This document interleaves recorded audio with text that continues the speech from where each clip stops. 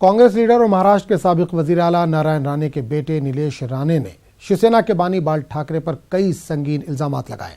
कल महाराष्ट्र के रत्नागिरी में एक प्रेस कॉन्फ्रेंस के दौरान नीलेश ने कहा कि बाला साहब ठाकरे ने बॉलीवुड गुलकार सोनू निगम के कत्ल की साजिश की थी। नीलेश ने यह भी इल्जाम लगाया कि बाल ठाकरे शिवसेना के मकबूल रहनुमा आनंद दिघे के कत्ल के लिए जिम्मेदार हैं।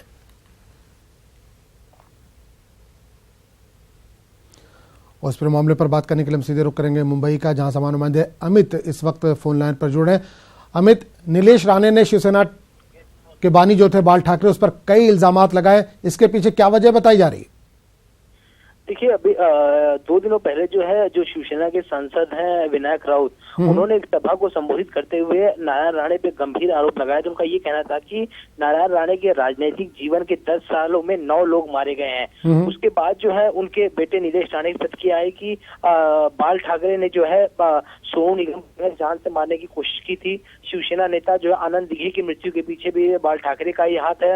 उनका जो फार्म हाउस है, उनके फार्म हाउस पे क्या कुछ है, कितने लोगों की मौतें हुई है, ये सारी जानकारी मैं दे सकता हूँ, लेकिन इस तरह की ओछी राजनीति हम नहीं करते। और विनायक राउत को समझना चाहिए कि वो पूर्व मुख्यमंत्री नारायण राणे के खिलाफ क्या कह रहे हैं, उन्हें संभल के कहना चाहिए। निश्चित ये कह सकते हैं कि शिवसेना और नारायण राणे के बीच पहले से दुश्मनी चली जा रही है। आपको याद होगा कि इसके पहले जब बीजेपी में नारायण राणे को लेने की बात चल रही थी और बीजेपी के कोटे से कैबिनेट मिनिस्ट्री देने की बात चल रही थी, तो उसका विरोध शिवसेना ने किया था। उनका साफ तौर पर कहना था कि अगर नारायण राणे को बीजेपी ने अपने पास रखा तो शिवसेना अपना समर्थन खींच लेगी। क्यों? क्योंकि ये वही नारायण राणे हैं जो किसी जमाने में बाल ठाकरे के बहुत करीबी माने जाते थे और उन्हें मुख्यमंत्री का पद भी दिया गया था।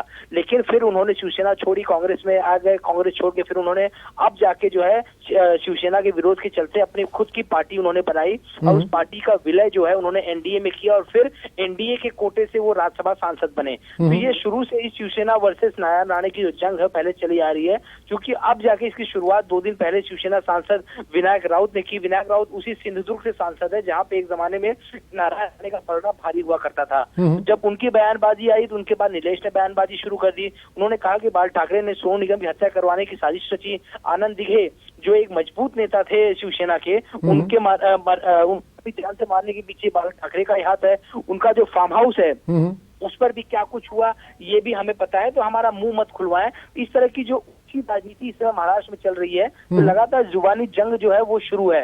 बिल्कुल अमित, एक चीज और जानना चाहेंगे, जाहिर सी बात है चुनाव सर पर है, तो नीलेश अपनी मौजूदगी दर्ज कराने के लिए क्या इस तरह की बयानबाजी कर रहे हैं? देखिए, ये भी एक निश्चित तौर पे कह सकते हैं हम कि इस तरह की बयानबाजियां वो हर तरफ की, हर पक्ष की तरफ से शुरू है। तो नीलेश ने भी इसमें एक हवा दे दी है और इस मामले ने पूरी तरीके से एक राजनीतिक रूप राजनीतिक भूचाल से महाराष्ट्र में ला दिया है। जैसे जैसे चुनाव नजदीक आ रहा है, हर पार्टी एक दूसरे पे आरोप प्रत्यारोप करना शुरू कर दिया है।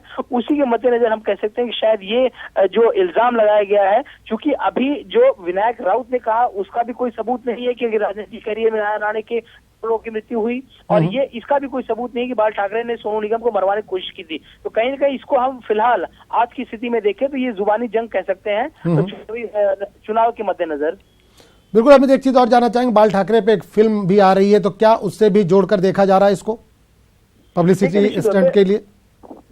ठाकरे की पूरी जीवनी पे फिल्म में उसका नाम ठाकरे रखा गया है। और कुछ 2-3 सीन को काटने की बात भी कही गई थी, सेंसर बोर्ड जो सीन को काटा जाएगा। लेकिन उसके बाद में देखा था संजय राउत जो शिवसेना के सांसद हैं और सामना के भी एडिटोरियल हेड हैं, उन्होंने साफ तौर पर कहा था कि ये फिल्म ये असल जीवन पे है बाल ठाकरे के। तो जिस तरह से फिल्म को प्रतिसाद मिलेगा, फिल्म लोग देखना पसंद करेंगे यहाँ पर, क्योंकि जिस तरह से बाल ठाकरे की जीवनी रही है, एक शेर की तरह उन्होंने जीवन जिया है और लगातार मराठी मानुस नाम जब भी सामने आता है तब बाल ठाकरे का नाम सामने आता है। तो उसको देखते हुए जिस तरह से फिल्म अगर लोगों में दिखाई गई और चुनाव भी सर पर है, इसके बाद फिर से एक मराठी मानुस जाग जाएगा और उनका ये ध्येय भी है कि शिवसेना की तरफ उनका झुकाव दिख पड़ेगा।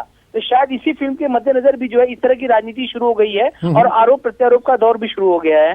चलिए अमित, इस तमाम जानकारी के लिए आपका बहुत बहुत शुक्रिया।